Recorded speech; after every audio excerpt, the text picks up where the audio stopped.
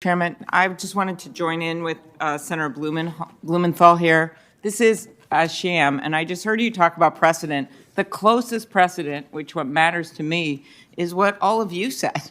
And what you said, Mr. Chairman, and what Senator McConnell said are where he set the precedent.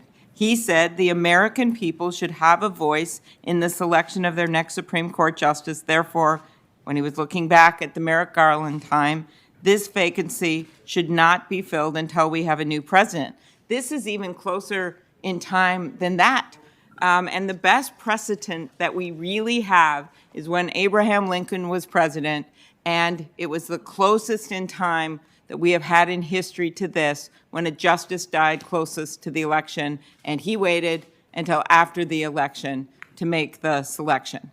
And I look at the words of my colleagues in this committee, people I work with very well all the time. I look at that historical example, and I think it leads us to one end, and that is that we should allow the winner of the election to pick this nominee, that we should make sure that we do this after the election, and that we remember that we have literally millions and millions of people voting as we speak. You all know that.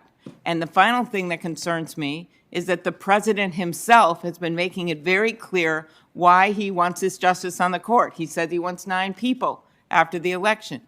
He says that he wants a court that's going to overturn Obamacare. He has made all of this clear. So to me, not only do you have your own precedent, not only do you have the example of Abraham Lincoln, but you have the fact that because of what this president has been saying, it undermines this process, undermines the court, and that is why we should delay. And the final word is why we are not working right now on a COVID relief package in the middle of a pandemic is the final pits about this whole process, because that's what we should be doing. That's what the American people want. 74% of them say we should be doing that instead of working on this.